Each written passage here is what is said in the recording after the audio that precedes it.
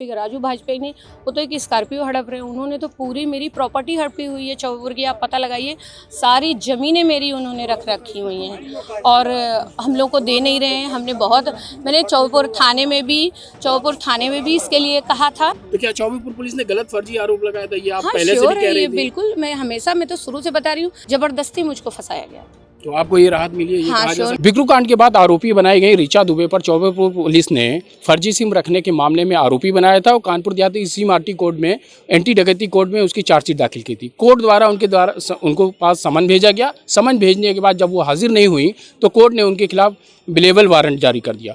Warrant जारी होने के बाद ऋचा दुबे ने उसको चैलेंज किया। चैलेंज होने के बाद वो हाई कोर्ट चली गई और हाई कोर्ट से अग्रिम जमानत के लिए अर्जी डाली गई। अग्रिम जमानत उनको मिल गई है। ये जमानत उनको इस मामले की सुनवाई तक मिलनी है। और इस मामले में आपको बता दें, जो चौबेपुर पुलिस ने एंटी डकैती कोर्ट में ये मामला दाखिल किया था, उस पर उन्होंने चैलेंज करते हुए एक कोर्ट में प्रार्थना पत्र और दिया है कि ये मामला इतना गंभीर नहीं है, इसको निचली अदालत में आना चाहिए। हमारे साथ मौजूद हैं ऋचा दुबे जी, जो विकास दुबे की पत्नी है। वो खुद आज यहाँ कोर्ट में पेश होने आई थी। इनसे पूछते हैं क्या मामला था, कोर्ट ने इनको कितनी राहत दी है। तो आप ही बताओ। ऋचा जी, ये बताइए, आज आप कोर्ट में हाजिर हुई हैं। कोर्ट में यहाँ पे संज्ञान लिया, आपको हाई कोर्ट से कितनी राहत मिली है? पूरी राहत मिली, आगे भी मिलेगी और भी राहत मिलेगी हमें। तो क्या चौबेपुर पुलिस ने गलत फर्जी आरोप लगाया था? ये आप हाँ, पहले से भी कह रही थी। बिल्कुल, मैं तो शुरू से बता रही हूँ, जिसके नाम नंबर था वो मेरा नौकर है, वो परमानेंट मेरे साथ रहता है। आज से नहीं, 15 साल से उसके हाथों के मेरे बच्चे पले बड़े हुए हैं। जब एक घर में 2 फोन होते हैं तो कोई भी एक दूसरे का यूज करता है। ऐसा नहीं है कि वो उससे कुछ आपराधिक गतिविधि या चार्जशीट में ऐसा कहीं कोई लिखा हुआ, ऐसा तो कहीं कुछ नहीं लिखा हुआ। जबरदस्ती मुझको फंसाया गया। तो आपको ये राहत मिली है? हाँ, श्योर मिली, आगे भी मिलेगी। मुझे न्यायालय पे पहले भी भरोसा था, आज भी है और आगे भी रहेगा। अच्छा, एक बात और, एक अर्जी और डाली गई है कि चौबेपुर पुलिस ने जो एंटी डकैती कोर्ट में यहाँ पर दाखिल किया है उनकी चार्जशीट, उस पर भी आपने चैलेंज किया है कि उसको निचली अदालत में आना चाहिए। हाँ, मैंने डाला है, क्योंकि वो एंटी डकैती कोर्ट के लिए हमारे जो अभिवक्ता है उन्होंने कहा, उसके हिसाब से मैंने डलवाया। बिल्कुल, ये ऋचा दुबे जी के वकील हैं, इनसे पूछ लेते हैं कि क्या बेल उन्होंने डाली है, क्या कोर्ट में सुनवाई चल रही है। सर, ये बताइए कि जो एंटी डकैती कोर्ट में ऋचा दुबे के खिलाफ आरोपी चार्जशीट दाखिल की थी, उसके खिलाफ आपने चैलेंज किया और कोर्ट से मांग की है कि ये इतना बड़ा गंभीर मामला नहीं है, इसको निचली अदालत में लें। हाँ, yes, I have moved an application challenging the jurisdiction of the court.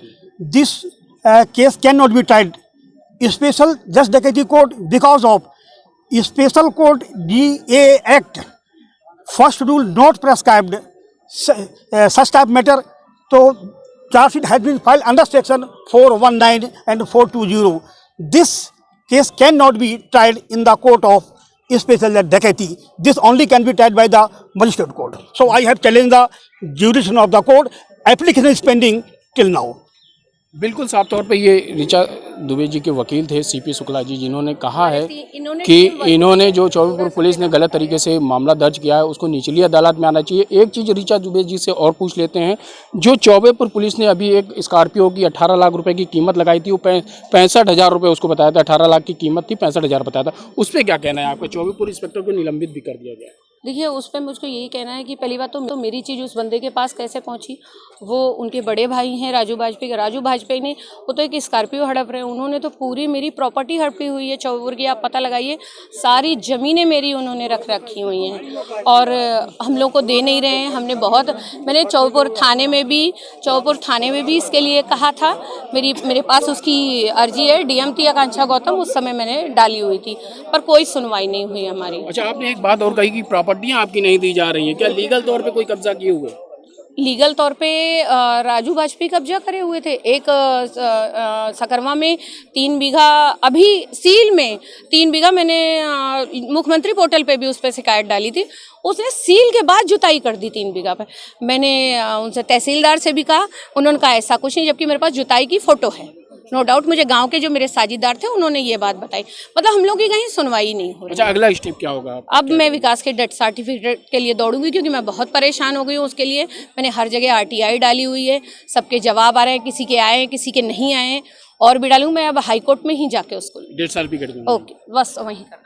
बिल्कुल साफ तौर पे ऋचा दुबे थी, जो विकास दुबे की पत्नी थी। इनका कहना था जो चौबेपुर पुलिस ने इनके खिलाफ आरोपी पत्र चार्जशीट एंटी डकैती कोर्ट में दाखिल किया था वो गलत तरीके से दाखिल किया था, उसको हाई कोर्ट से उनको जमानत मिल गई है। एक स्कॉर्पियो वाला मामला चल रहा था, जिन बताया गया है कि उसके खिलाफ जांच में इंस्पेक्टर दोषी पाए गए थे, वो उसमें सस्पेंड हुए हैं, उनको निलंबित कर दिया गया है। वहीं पर अब उनकी जो दूसरी पहल होगी, वो अगला कदम ये होगा कि हाई कोर्ट में अपने पति की डेथ सर्टिफिकेट के लिए वो अर्जी डालेंगी। हालांकि कुछ जगह से उनको जवाब मिला है, कुछ लोगों ने नहीं दिया, लेकिन सबसे ज़्यादा मशक्कत उनको इसी बात पे करनी पड़ रही कि विकास दुबे के नाम का डेथ सर्टिफिकेट उनको नहीं मिला है, जिससे उनकी प्रॉपर्टियां उनको तक नहीं मिल पा रही हैं। सूरज सिंह।